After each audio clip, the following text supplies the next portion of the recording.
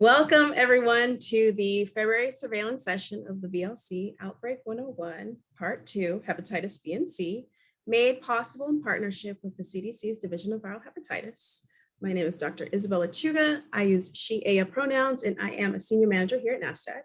I am joined today by the moderator of the session, Dr. D. Bixler, epidemiologist within the Division of Viral Hepatitis Epidemiology Research Team at the CDC, who is joined by Drs. Alana Hudson, HIV Viral Hepatitis Surveillance Director with the Division of STD, HIV, Hepatitis, and Tuberculosis at the West Virginia Department of Health and Human Resources, and Emma Spencer, Chief Bureau of Communicable Diseases with the Florida Department of Health. So we will begin with presentations by Drs. Hudson and Spencer for the first part of the session and reserve the last 20 minutes or so for discussion and Q&A facilitated by Dr. D. And with that, I will turn it over to Dr. Hudson.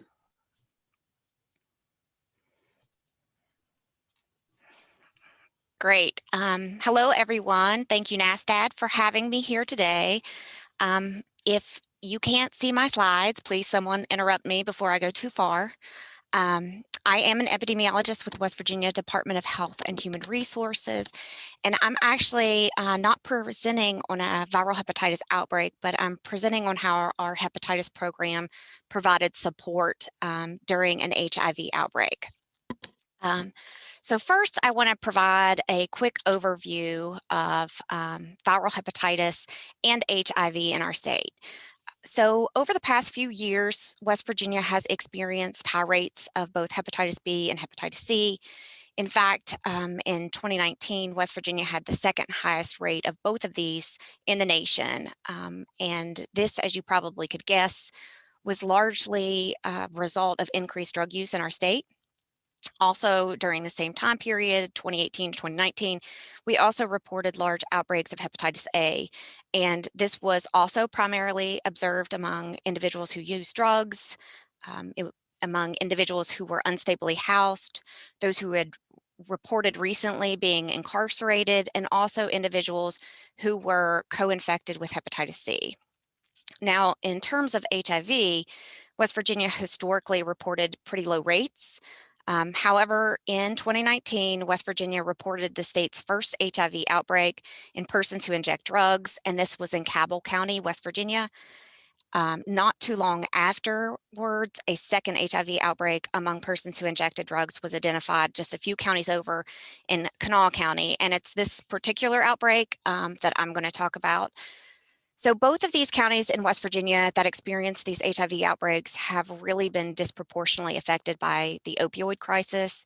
I'm sure many of you are probably familiar with this map on the screen from CDC illustrating the counties that were predicted to be at risk for outbreaks. And both of the counties in West Virginia that have experienced these HIV outbreaks were among the 220 counties identified to be most vulnerable to an outbreak should HIV be introduced.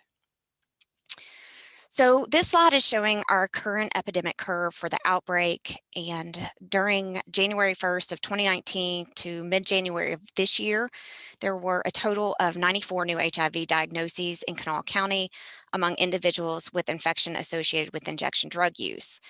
Prior to 2019, the average number of new HIV cases associated with injection drug use in this county was less than 5 a year.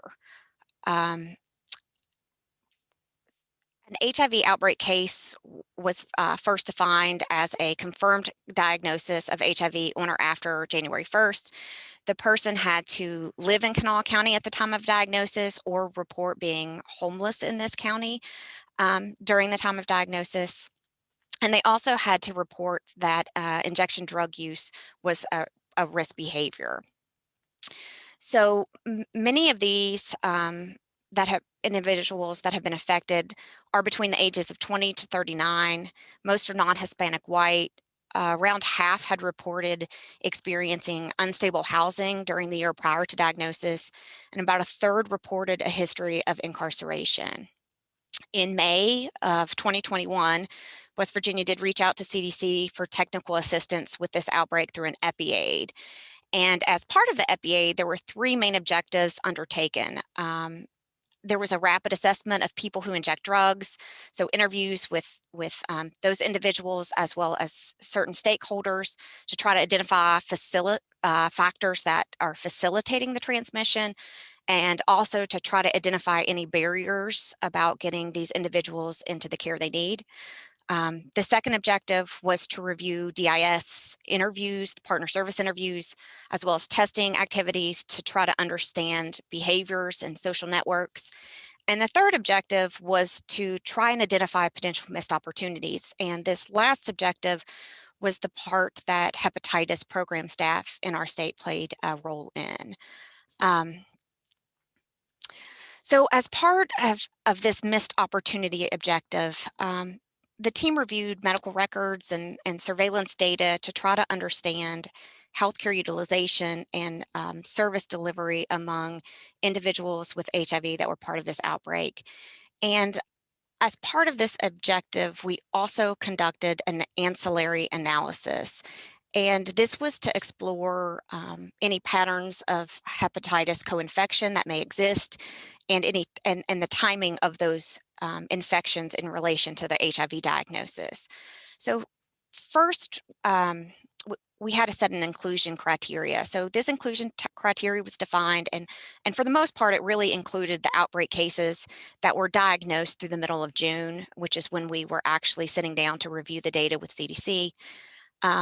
Next, we had to make sure that our hepatitis labs from the county were entered into the registry. And unfortunately, due to the high volume of Hep C lab reporting we receive in our state, compared to our surveillance staffing level, which is 4 people, including we tend to have a backlog of paper lab reports. So for this analysis to occur and to actually be accurate, the staff worked pretty much around the clock to make sure that all the information was included in the registry.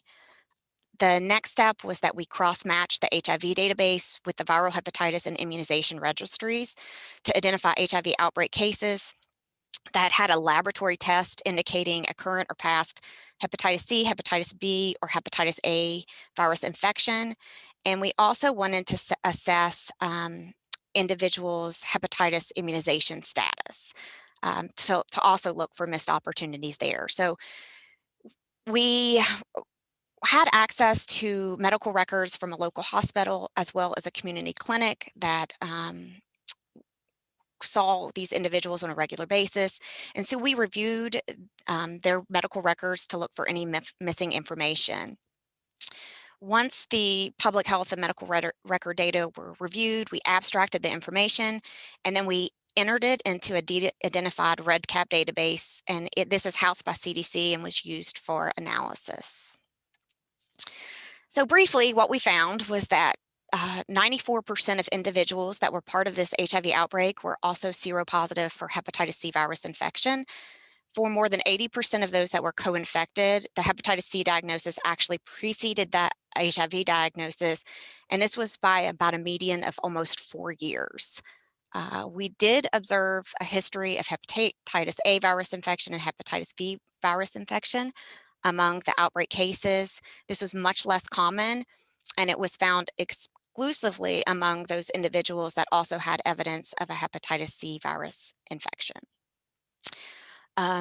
In terms of missed opportunities, we saw that only about 30% of these outbreak cases had any evidence of receiving a hepatitis A vaccine dose, and just over 30% had evidence of receiving at least one hepatitis B vaccine dose. So for us, the findings really kind of showed us how intertwined these HIV and viral hepatitis epidemics are, particularly in our communities. And it really underscored the importance for us of not only expanding viral hepatitis prevention and testing services, but also integrating these services with HIV prevention and testing. So because our viral hepatitis surveillance data were utilized in this EpiAid response, and because the co-infection findings were really so pronounced, the recommendations that emerged included strategies that are also really key and essential to our hepatitis elimination efforts.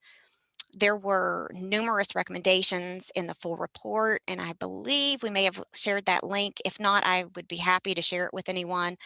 Um, but I'm only going to highlight the few recommendations that I feel like would be really relevant to people on this call because they're relevant to viral hepatitis prevention and surveillance efforts.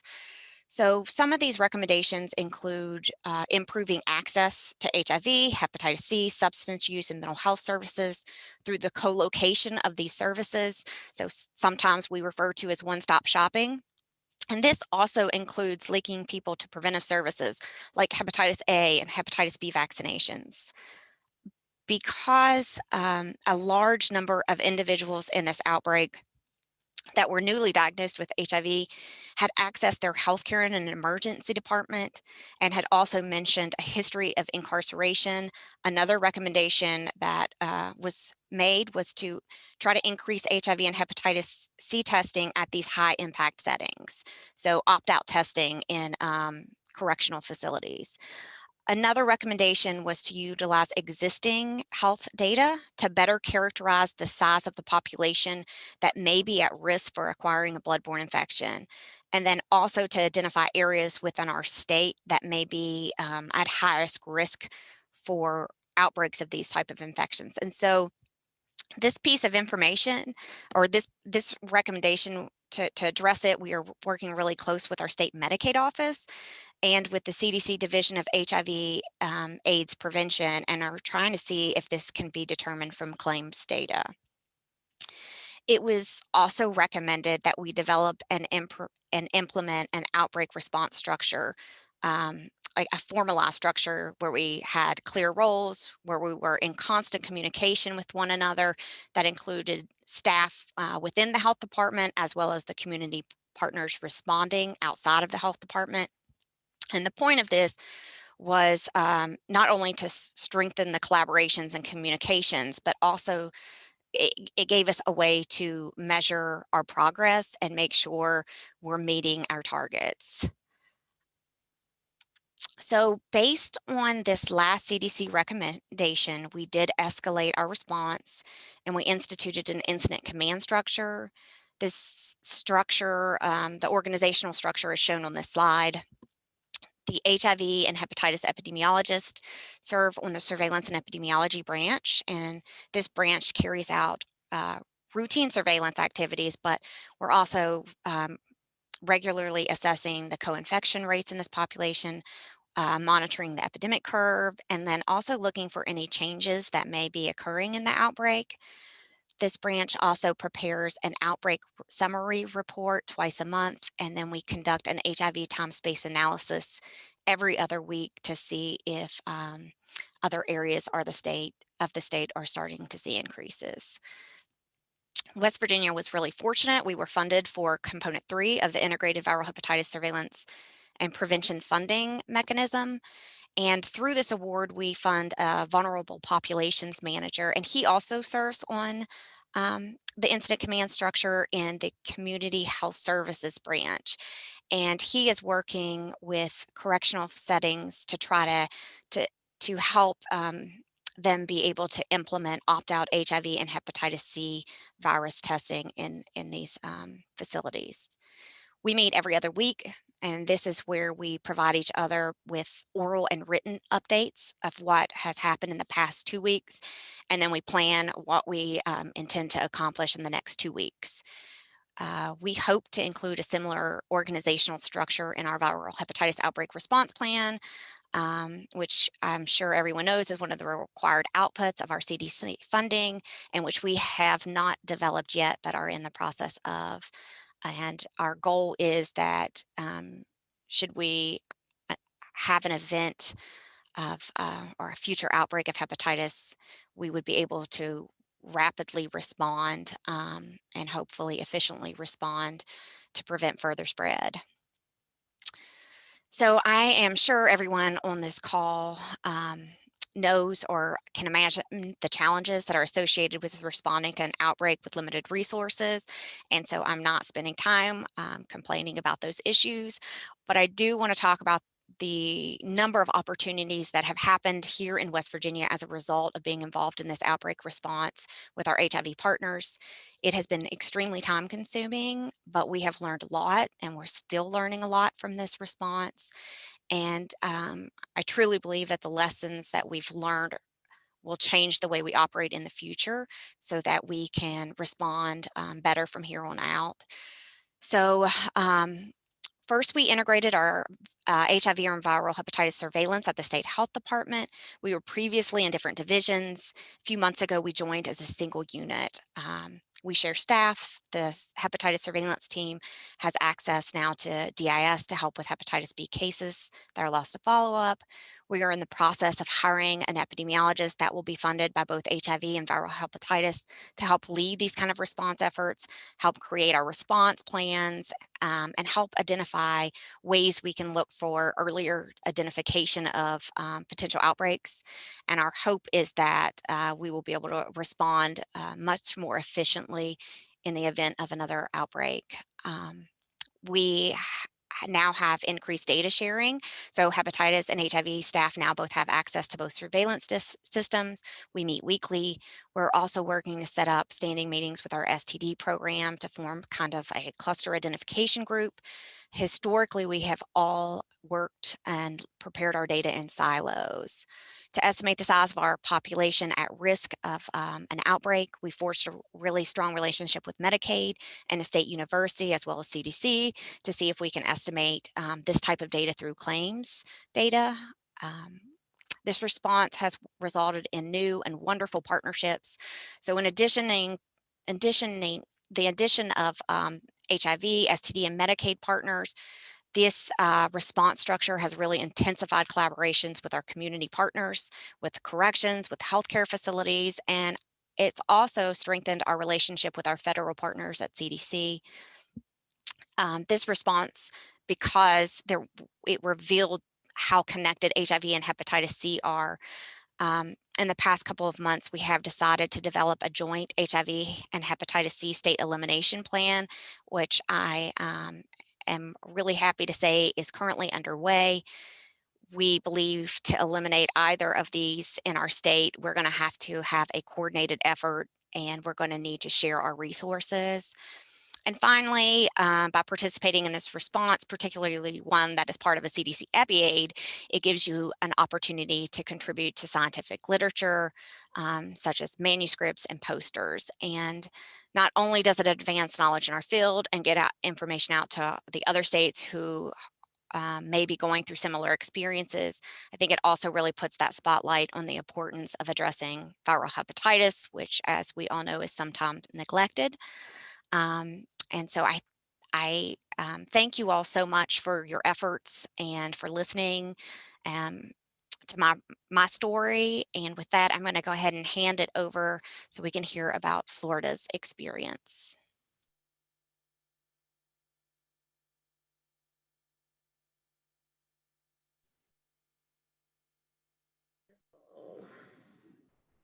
Thank you. Okay. See. Beautiful. Ready. Hi, good afternoon, everyone. Thank you for that, Dr. Hudson. That was a great presentation. It's going to be a hard act to follow. My name is Emma Spencer. I am the current Bureau Chief for Communicable Diseases here at the Florida Department of Health. Under that bureau are all operations related to HIV, viral hepatitis, STD, and TB control. My story is a little different. It's really a 2 to 3 year journey of changing the structure so that Florida can accurately and efficiently and timely respond to hepatitis C and HIV outbreaks and clusters.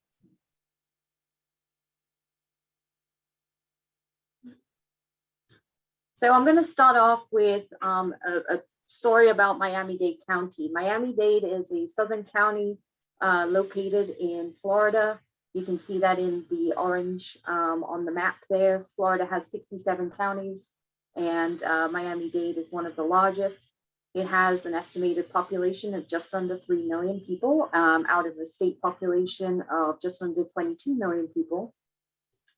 It is also the county with the highest rates of new diagnoses in the entire United States. And it's not something we're proud of.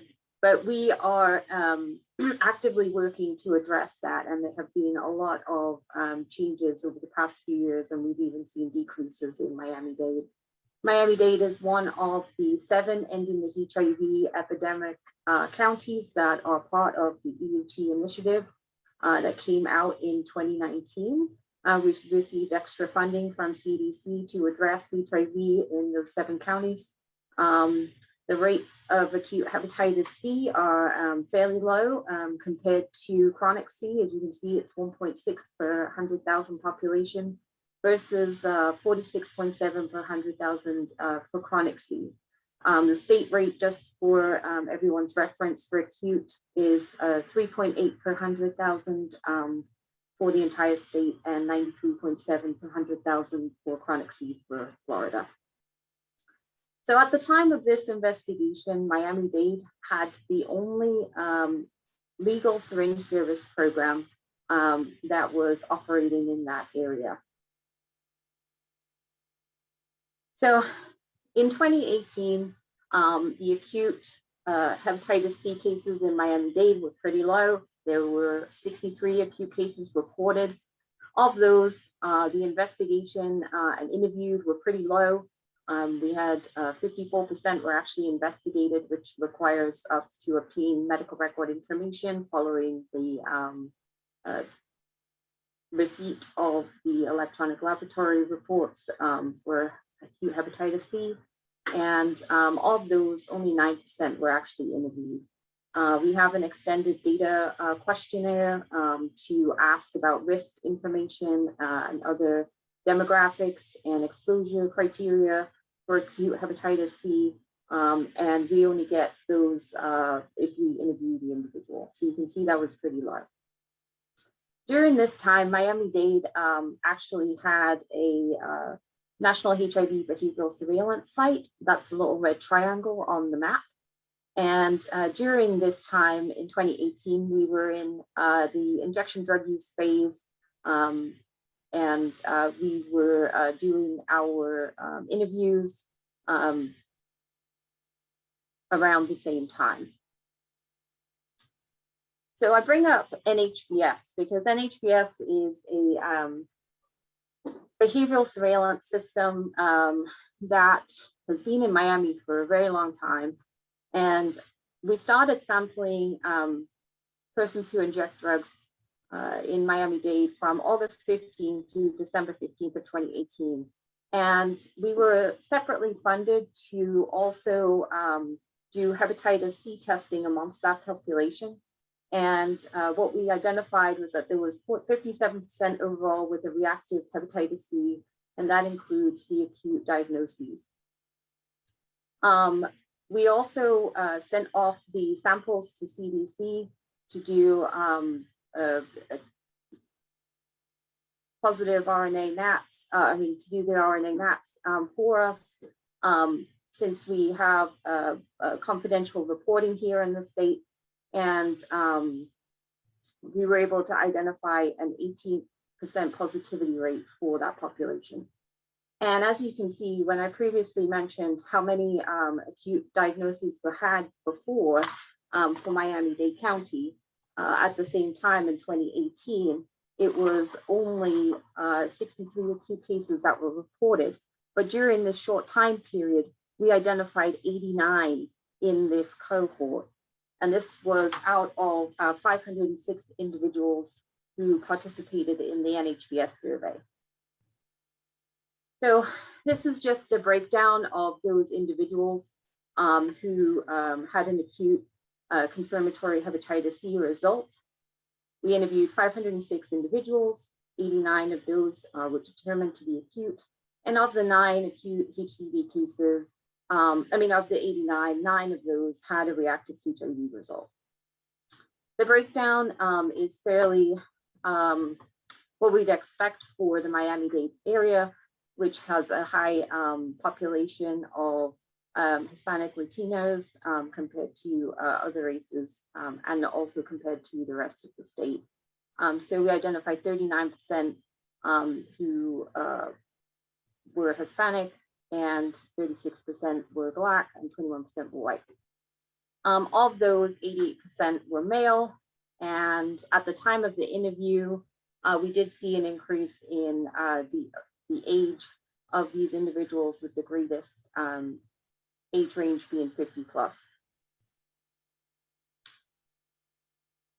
Some of the questions that are asked in the injection drug use cycle of NHPS, we ask about needle exchange and drug use, and we identified that all of these persons who injected drugs, that only 25% of those stated that they actually participated in the syringe service program in Miami-Dade County. And that was actually compared to 53% of the non-acute hepatitis C participants. So the others who also tested positive for hep C, but were not acute. We also asked if these individuals use needles after another person, or by the number of people that they may have shared with. As you can see, 38% actually responded that they did not share needles. And we have various different ranges going up all the way up to the sharing of 25 needles. People, sorry. So why is this of interest? Well, at the same time, we have this anonymous surveillance survey being conducted amongst persons who inject drugs in Miami-Dade County.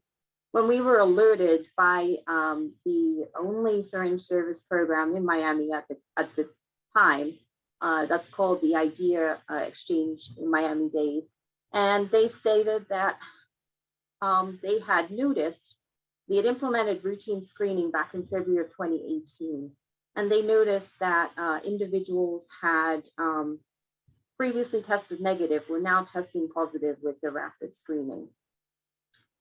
At the same time, they also noticed that they were seeing an increase in acute hepatitis C seroconversions as well. And I think at the time there was about 8 individuals who they were known to be negative the prior few months before they implemented routine screening, who then tested positive for hepatitis C. Only one of those individuals, however, was part of this cohort and had tested positive for HIV. All of the individuals here also had hepatitis C, and likely their hepatitis C preceded their HIV. So just for reference, the black dots represent a documented HIV negative rapid antibody test that was conducted at the IDEA syringe service program. And the green dots represent the first documented HIV positive rapid antibody test at the syringe service program. And then the blue dots actually represent the documented viral load suppression for the individuals following the investigation and the linkage to care, to HIV treatment and care.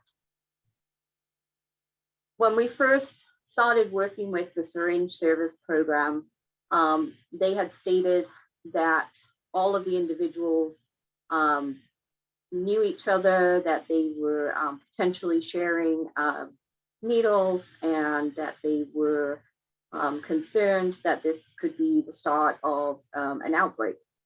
What's interesting is that neither of these issues were triggered in either our HIV surveillance or in our hepatitis C surveillance.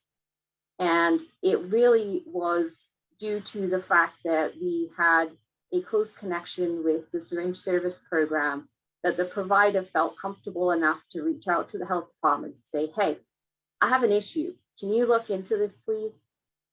So we analyzed data from both surveillance systems to see exactly what was going on. And we weren't able to really truly identify a cluster or connections. We had fairly poor partner services data. Our STD section, the disease intervention specialists, they also do HIV investigations and partner services and partner elicitation. And prior to us, talking with the syringe service program, looking at those data for those individuals, we had a lot of unable to locate. This is a marginalized population, a lot of homeless, and a lot of people who are hard to find and hard to reach. And we had our DIS, who are pretty seasoned in Miami-Dade County, had no real way of being able to identify and contact these individuals. So what we did was we actually embedded the disease intervention specialist at the syringe service program. The SSP allowed that to happen, and they worked side by side to reach the individuals. So what we found was that 7 individuals out of the 10 suspected patients with an HIV diagnosis met the case definition of an acute seroconversion. That was a negative test result, confirmed negative test result, followed by a positive test result within 6 months of that negative test. And then the other 3 suspected cases had previously been diagnosed before implementation of the universal screening at the syringe service program. So technically they didn't meet the criteria. We also investigated another 32 individuals participating in the syringe service program who were previously living with an HIV diagnosis, and they were reviewed for molecular linkages. So we used molecular surveillance data to identify if there were any possible clusters that were molecular clusters that were going on, or if there were any connections. We used the partner services data also to see if there were any FE or social links. And you can see the different linkages by the different colors on this graph. So the red are molecular links at 1.5%, the blue are molecular linkages at 0.5% genetic distance. And this is all using the consensus sequences from the HIV resistance testing that are mandatorily reported to the state by laboratories conducting those test results. So following the embedding of the DIS, we were actually able to interview 15 of the individuals who were part of this cohort. Previously, we hadn't been able to reach 8 of those. So it was with the help of the syringe service program that we were able to do that. And as you can see, we only had very few molecular linkages. There were some individuals who did not have the genotype, but they also did not have an epiconnection either. So what did we do? So following that and following the information that we also had from NHBS, we recognized that there was an issue focusing on both hepatitis C and HIV. I'm going to just focus primarily on acute hepatitis C. We were able to organize the local leadership within Miami-Dade County. We developed a comprehensive written outbreak response plan for hepatitis C and HIV, just focusing on PWID. That is actually going under review as we are continuously really trying to be effective and integrate between the different programs here at the department. And then we also mobilized community stakeholders, which included at the time the only syringe service program in the county. We were able to leverage other resources to be able to act upon those issues. We used funding from general revenue streams and also from our HIV streams, which allows for us to do screening and panels, chronic panels for hepatitis B and C. And also we're able to provide, we do have a program for vaccinations for Hep B and Hep A at the department as well. So we leveraged all of those resources to do testing and treatment referrals. We did outreach in Miami-Dade. They used their mobile vehicle, which is primarily used for HIV testing. And we did a lot of those outreach and testing events and really tried to get the county on board to allow us to continue our investigation for this potential outbreak. So we improved our focus on surveillance and local investigations. As at the very beginning, I had mentioned that the investigation of individuals to obtain the risk factors and further demographics and other exposure variables that we would need to really try and drill down on some of these outbreak and testing events. We worked with the local county. We actually ended up providing extra funding through the previous hepatitis grant to provide Miami-Dade County Health Department with a DIS that was specific to hepatitis. And we also increased linkages between the hepatitis program and the HIV program. And we also developed an alternative testing algorithm to identify acute HCVs in that region. So if we had not have done the RNA NAT on those that we had tested using the rapid point of care antibody test, then we would not have found these acute diagnoses, and it would not have set off this chain of events. We found 89 just through the NHBS program. And so we provided funds to, or a kind of a pathway for the syringe service program to do those confirmatory tests following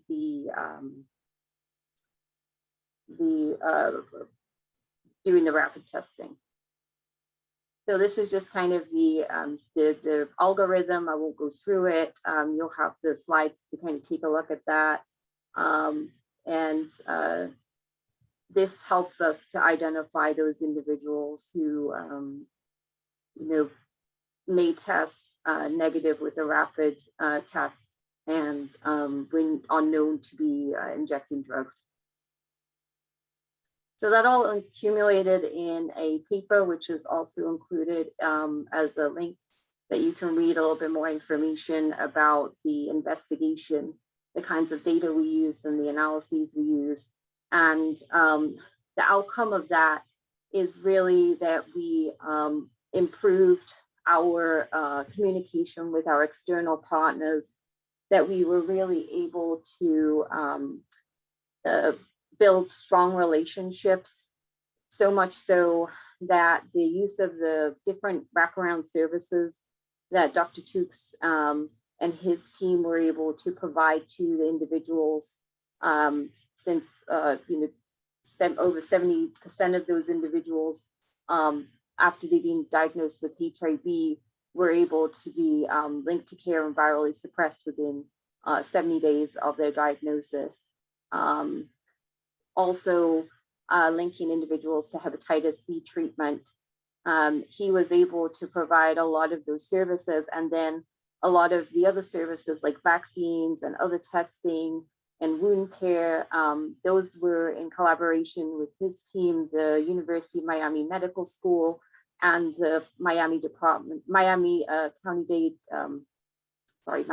County Health Department, where they would go to the syringe service program every Thursday, park their mobile vehicle and offer STD testing, HIV testing, Hep C testing, linkage to hepatitis care and HIV care, and also vaccinations for hepatitis A and B.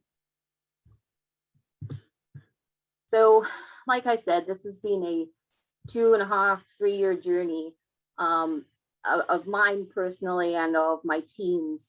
Prior to this, during the time that the investigation was actually going on, I was the HIV and hepatitis surveillance manager, which is under the HIV section. And I realized at the time that in order to respond to these outbreaks, clusters, or increases in acute diagnoses, that we needed to take a look at our structure.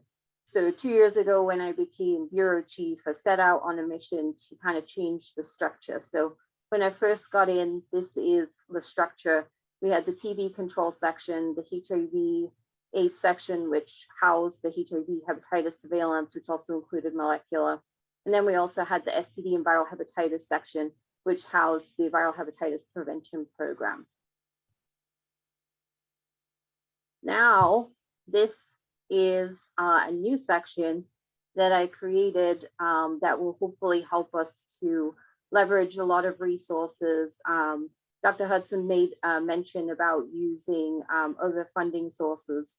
Hepatitis is chronically underfunded, but clearly we have a lot of issues that we need to address, and also the syndemics with HIV and similar populations and STDs need to be really focused on. So I created a new bureau section, which is going to be termed the Viral Hepatitis and Outbreak Response section, and just hired the program administrator, and she'll be on board in March, so that's exciting. And we've really integrated both outbreak and response for communicable diseases of interest, which includes molecular HIV surveillance. And we've also increased the capacity of our surveillance team. Previously, hepatitis only had one epidemiologist. Now we have two, as well as the lead epi for outbreaks and response. And then we also have a biostatistician position that's also vacant right now. We also have our prevention team who can be fed directly to work hand in hand with our epi team. So we have Ashley and Nita on there. And so looking forward to seeing where we go with that.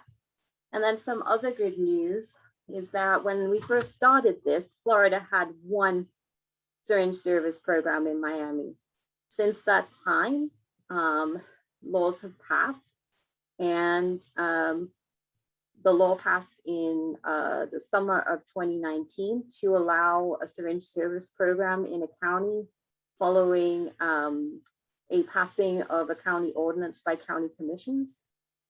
And now we have 5. And with the help of Dr. Tukes and his team, he has been providing a lot of TA and has also worked with other counties to help them consider passing ordinances. And we were also lucky enough to be funded for Component C. And we have entered into an agreement with UMIDEA and University of Miami to develop a wraparound service model that addresses not only hepatitis, but also HIV and other medication-assisted therapies for persons who inject drugs, and really providing that holistic view. So we're thankful for that opportunity and that funding that will definitely allow us to really provide services in a more holistic way to individuals who are at high risk for both of those diseases. So I just would like to make mention of my partners, the NHBS team from University of Miami, the IDEA Exchange team, and also the team from Miami-Dade County, as well as my team here. Thank you so much.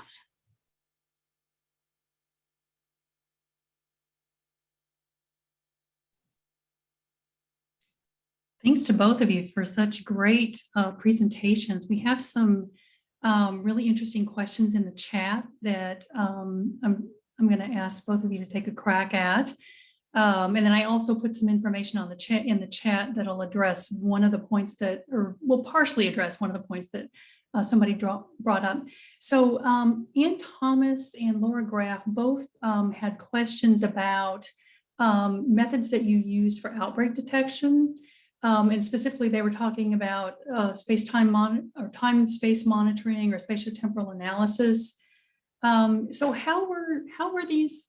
I think you told us a little bit about how these outbreaks were detected, but now that you have this experience under your belt, how are you proceeding? How are you thinking about outbreak detection in the future? So I'll go first, and I feel like I should let everyone know that I am really new to HIV. Prior to this outbreak, I served as the hepatitis program manager, and with the integration, I now am learning HIV. And so I feel like Dr. Spencer is going to be like able to respond much better than myself. I will say for the identification of the Kanawha County outbreak, it was observed through, identified through surveillance data after the Cabell County, outbreak of 2019 among individuals who injected drugs. Uh, it the data were being reviewed much more regularly, and they were really focusing in on that risk behavior. And so through the regular analysis of routine surveillance data, they were able to identify the Kanawha County outbreak. For the time-space analysis that I mentioned that we run every other week, because we are in an active outbreak and want to make sure it is not spreading beyond county borders, we run what is a SAS program that is provided to us from CDC's HIV team. So there is actually a time-space analysis for HIV surveillance, and we go in and modify that code. And basically, we're changing the date that we're reviewing the information from, and it will actually produce output that signals whether the numbers we've observed over a small time period are in excess of what baseline numbers were over the past few years. So that's a tool we have thanks to CDC. And Emma, you might be able to respond on other ways you all identify outbreaks. Yeah, thank you. So we also use the same program. We've actually modified it because it was at the county level, and pretty much all of our counties are experiencing HIV. So we modified it to alert to various different zip codes, because with a county like Miami-Dade, which is so large, it was always alerting we had, out of the 67 counties, 40 of them would alert every month. And so when we did our extensive review, there wasn't anything really out of the ordinary. So we do use routine surveillance data. We also have really robust partnerships. So if we see anything from providers, they usually are very happy to let us know that there's an issue. And so then we work with them to make sure that we have all the appropriate permissions in place and consent to review data. And then we will also analyze that too and see if individuals match against our, we have quite an extensive molecular surveillance database. We have about 70,000 sequences. We've been doing molecular surveillance here in the state for many years, over the past 5 years, I would say. And so we're able to look at those data. And now that we have this new structure in place, we have our lead epi who reviews all of those data. We also have SAS programs that we've generated ourselves that pull data from the STD data system, which is called STARS. It's a PRISM-like system to obtain any partners because EHARs and the STD program, we have a match that we do. So we're able to get those information. And we created a weekly situation report for both hepatitis B and C and also for HIV. I've been without a hepatitis epi for a while. I just got a new one, Michelle Frederick. So I'm very happy she's just started learning, and we'll have another one on board pretty soon. So we're going to start up our monthly review teams again, which we've done prior to working on these outbreaks. No, thank you so much. There's another question in the chat from Rachel McLean, which is, she says, I'm curious what constitutes an hepatitis C outbreak among persons who inject drugs when hepatitis C is endemic in this population.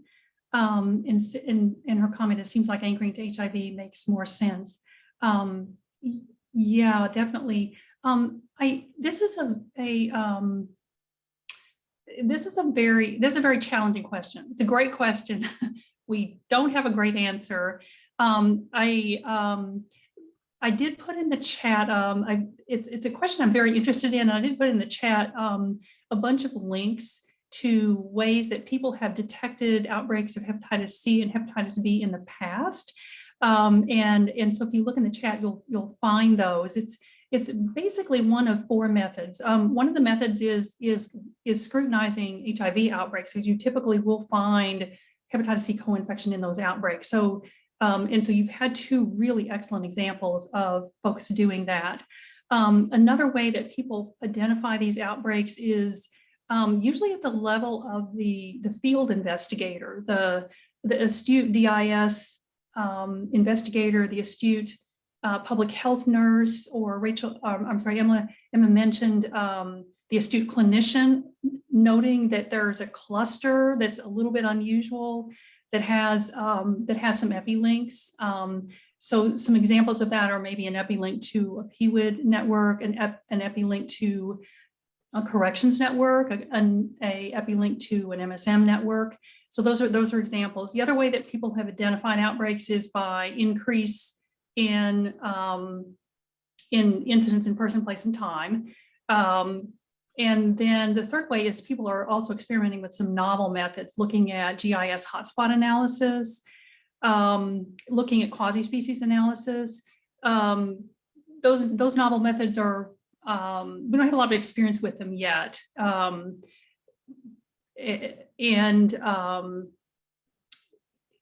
will tell what their role is. Now, I thought we should throw this question out, though, to folks on the call, because we have the entire experience of a nation on this call, and we could really learn something from that. And I know that there's some folks that are working with automated cluster detections. And are there other? So is there other experience that people would like to bring forward? Other things that you're trying? Because again, it's a difficult problem.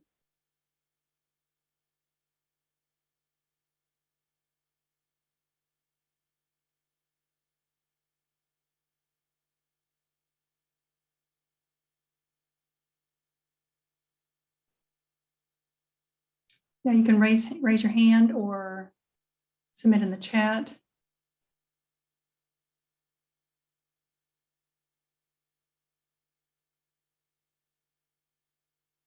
So New York City is saying that they use StatScan to detect clusters, but it's been difficult because their population is so transient.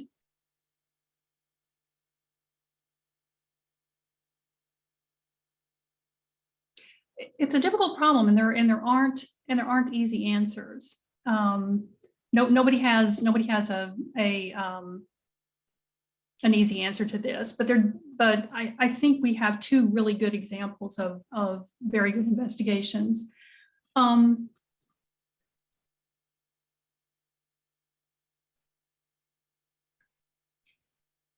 other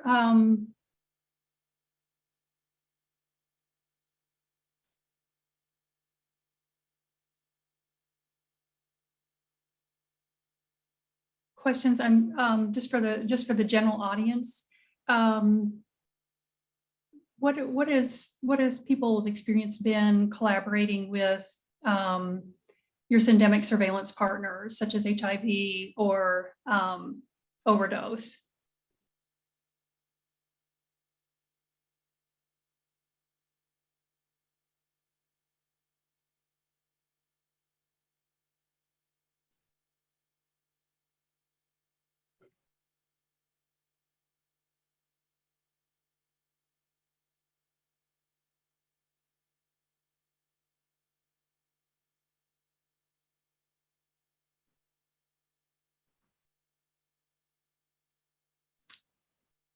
Does anybody do regular review of their surveillance data with their syndemic surveillance partners?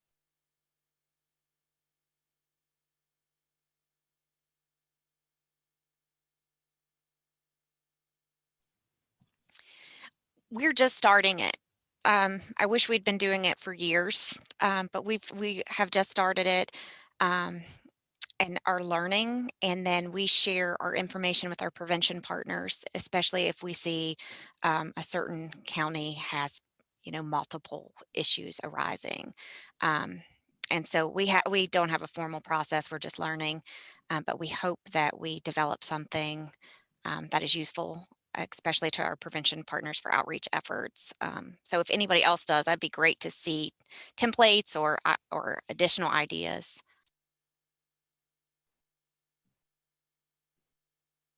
And Lauren in Pennsylvania is speaking to that as well. Lauren, do you want to unmute?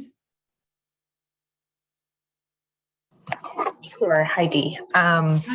Yeah, I just wanted to add that, as I'm not sure, I think California is mentioning if they're participating in similar calls, but it just didn't seem to dawn on HIV to add HEP, honestly. They had added STD at the very beginning of the process. So sort of without that active outreach, I don't think I would have been added. And I think I'd mentioned this on a previous call, and some CDC partners had been interested in that perspective, and maybe there's some national conversation that needs to happen about more involvement on the HEP side. Yeah, I think it's something we would definitely endorse. Rachel McLean, would you like to unmute and share your experience?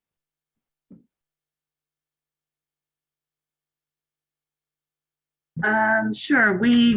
Our state HIV program facilitates monthly calls about molecular and space-time clusters related to HIV, looking at demographics, risk factors, geographic distribution. And so we're kind of flies on the wall during those meetings. We're not really leading them, but we have given access to our HIV colleagues to our STD and Hep C data, and they have been, per our requests, sort of looking at syphilis and Hep C just co-infection among HIV cluster cases. But, a lot of them are, it's sexual transmission, so it's not as relevant to Hep C. Or it's like people who inject drugs where it's like, surprise, surprise, the person has Hep C. So I think that's my question about outbreak detection is a rhetorical one, just to be very clear. I obviously know what an outbreak is, that it's like above a certain number of standard deviations or whatever. It's a rhetorical question of like, what is an outbreak in a situation where Hep C is endemic among people who inject drugs, And so in that light, are we really just talking about Hep C in the context of HIV outbreak, which I think is way easier for most of us to kind of wrap our heads around, Yeah, it's a difficult problem. It's a great question. It needs a great answer, and I don't have a great answer for it. All we can go on is the past experience that people have in investigating outbreaks, and we also need to recognize that our colleagues in HIV have a lot of experience now investigating PWID outbreaks. We don't have that level of experience, so it's a little it's hard to give guidance in this context. I think we all are going to be working together and learning from each other, and that's why I hope that we will continue to have these discussions over the full course of this cooperative agreement. It's a good opportunity for everybody to learn. Do you mind if I kind of back up what Rachel was saying as well, and kind of what you're saying? So obviously, when we're looking at increases in hepatitis C, especially amongst this population, which it's pretty endemic, we tend to look for those acute diagnoses because it's indicative of recent and rapid transmission, and those are opportunities for us to intervene. Oftentimes, hepatitis C is the precursor to HIV amongst this group. So if we're able to look at that and we can use treatment as prevention for hepatitis C, then we could potentially stop further transmission of Hep C and also HIV. So I think this is just showing that integration between those two programs is essential for us to address either of the syndemics. Thank you. That was very well said. And I'd like to end on that note. Thank you so much to both of our presenters, Alana and Emma, for sharing your experience. And thank you to our audience for sharing your experience as well. We have a lot to learn about this, and let's learn it together. Thank you.